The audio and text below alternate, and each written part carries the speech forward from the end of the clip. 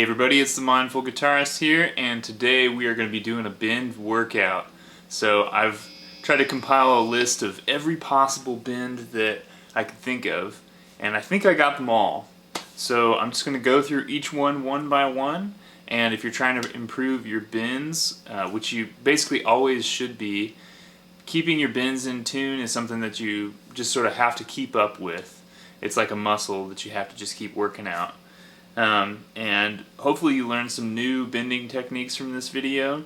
If you're struggling with your bending techniques specifically, I also have another lesson just on the technique of how to do a proper bend. So check that video out. And without any further ado, here's all the bends, period. All the bends, every one. So we're going to start with a 1 fret bend. I'm going to do that exercise a lot that I have in my other video. So basically what you do is you pick a fret. We're going to stay in this 12th position here. I'm going to pick the 15th fret on the B string and go down 1 fret and bend up to that pitch.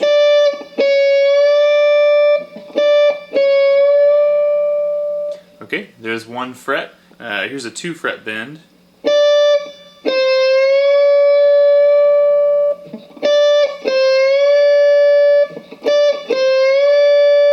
You just keep doing it until you get that pitch right. Now I'm going to do a 3 fret bend.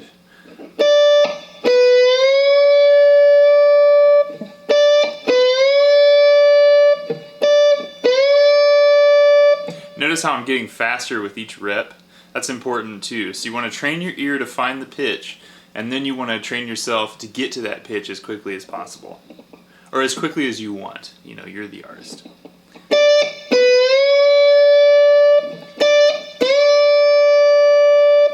Cool. Alright, so there's our 1 fret bends.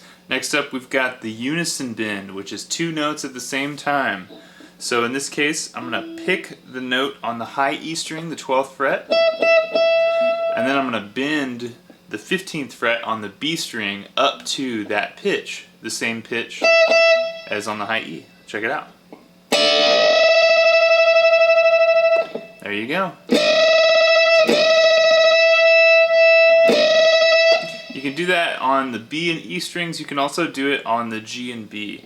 So for the B and E, it's always going to be this like pentatonic 3 frets up deal. So the pitch you're bending to on the high E, and then the note that you start bending from is always going to be 3 frets up from the note on the high E. Okay, so the unison bend on the G and B strings, the next one we have, is 2 frets up. So I'm going to pick the 12th fret on the B string, and I'm going to bend the 14th fret on the G string. So here's the pitch on the B.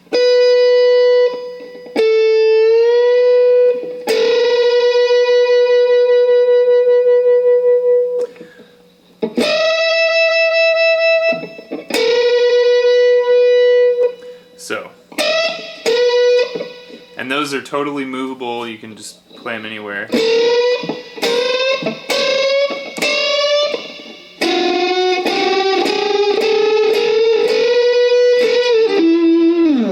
And they sound totally rock and roll. Okay, the next one. So we're going to use 3 strings on this next bend.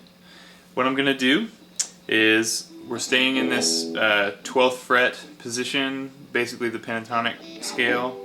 I am going to bar the 15th fret on the B and E strings, and then I'm going to bend the G string, the 14th fret up, and I'm going to pick all 3 of those strings. We've all heard that one before. I think it's the closest a guitar gets to like a pedal steel.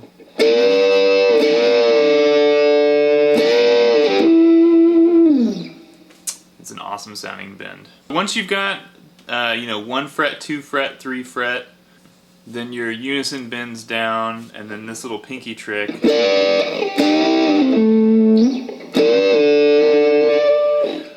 The next thing you should probably start working on is just your bend vibrato.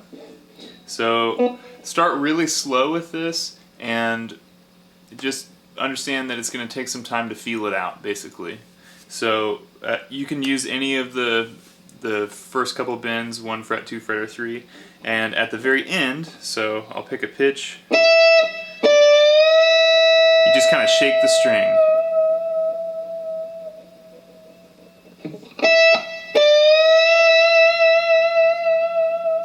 And yeah, just get used to kind of trying different speeds and just seeing how you can shake that string at the end of the bend without too much effort.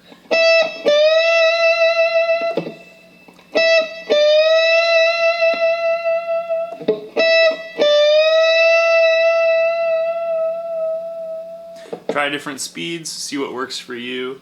The main thing you want to get is just control. After you get your bend vibrato down, try doing, this is basically just huge vibrato. You just bend up, back down, and then back up.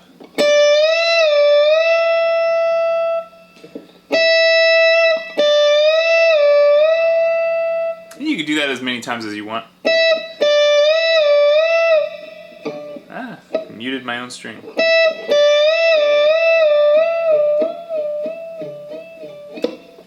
That's a pretty good exercise for working on your bends as well as your vibrato, in case you wanted that huge vibrato sound.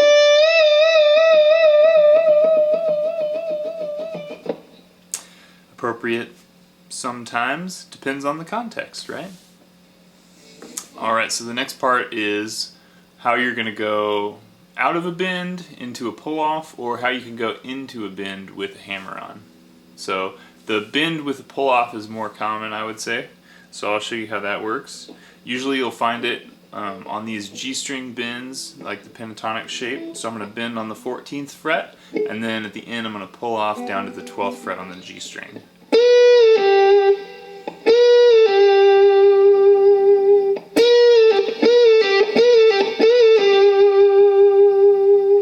So try that bend out for yourself. The next one is just going to be the opposite. So I'm going to hammer on from the 12th to the 14th on the G string and bend up on that 14th fret.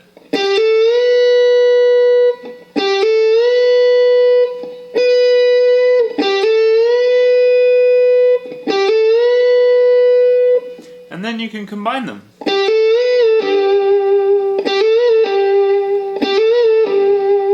And you can do this with, any notes you want. So I'll do it maybe on the B string.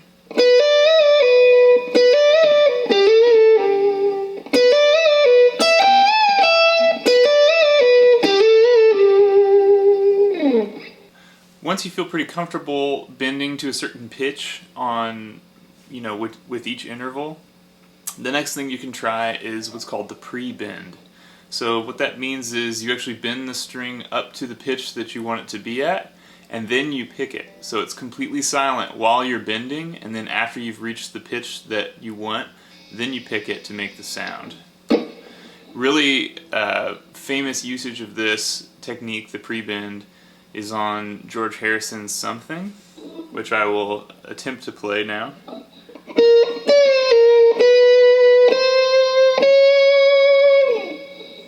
Which I bent too high on.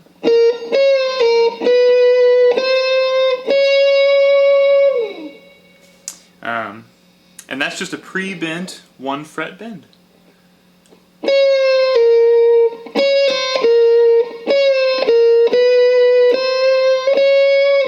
You can do it for any interval that you want.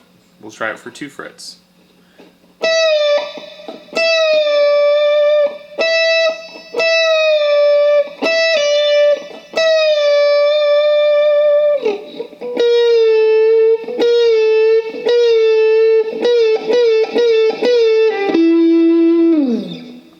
Alright, so the next one isn't really like a full bend, it's more like a micro bend, but it's extremely important for a blues guitar, and just being able to do this on guitar in general I think will give your tone a little bit more mojo.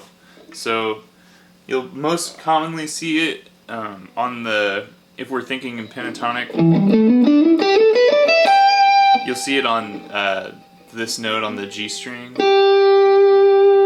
the note your index finger would play in any position on the scale. But we're going to be on the 12th fret.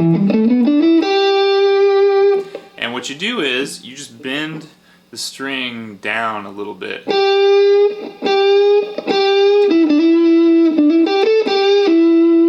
And it's not quite a half step.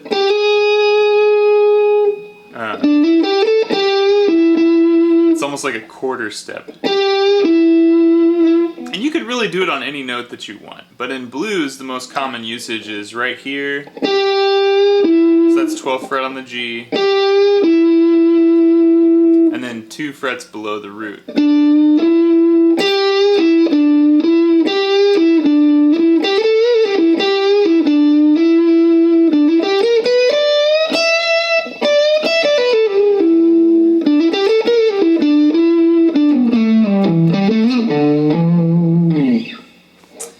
I love that sound. I think it's got a lot of character.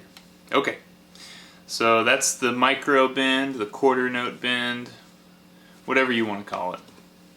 And before I move on to the last thing, I do want to say bending is different depending on what string that you're on. So for the bottom 3, the G, B, and E strings, you want to bend up.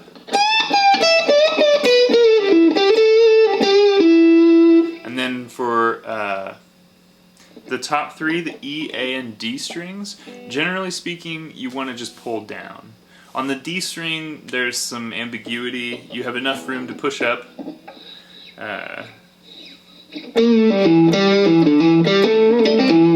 Or pull down. I kind of like the systemic approach, so I usually just pull down on the D.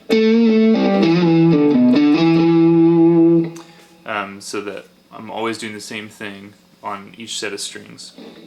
So anyway, what you do is, just like how you would push up, you use all the fingers behind your ring finger. And you can do all the same exercises. So ooh,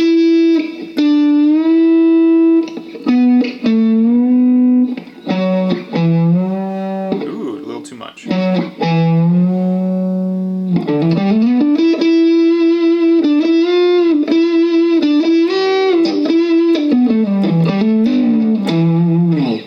Try adding in those little pull down bends on your phrases, and I think you'll find there's quite a bit of cool stuff to be had there.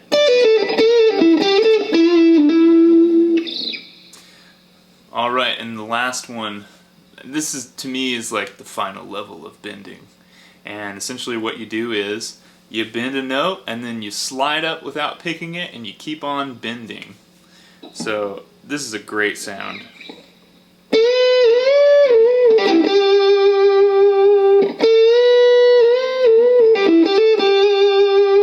And you can pick the pitches that you want to bend to. So let's say I want to bend to those 2 pitches. That's how you would do it with 2 bends, but if you just slide, it gets you a nice little vocal type phrasing. Ooh, that pitch was off. You could do as many pitches in a row as you want. So I'll do 3 now. So that's a whole step bend, and then a half step. 2 frets, 2 frets, 1 fret.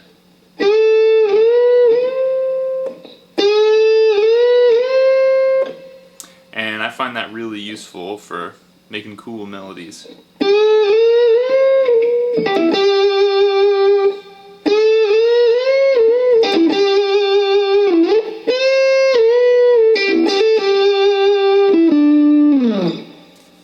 And you can do those multi-bends, basically like as many bends as you want in a row. So let's try this. This is more than I've done.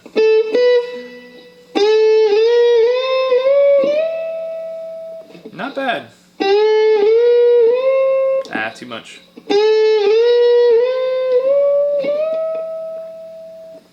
It's a great way to test your intonation with your bending. So that's it. That's all the bends. That's every single one I could possibly think of. And if you want to be working on your bending technique, those are all the variations you need, and hopefully by the end of it you're just a bending master. Thanks for checking out this video. Please subscribe to the channel. There's a lot of other great lessons, also doing some gear demos, and yeah, I hope you get a lot out of it. I will see you next time.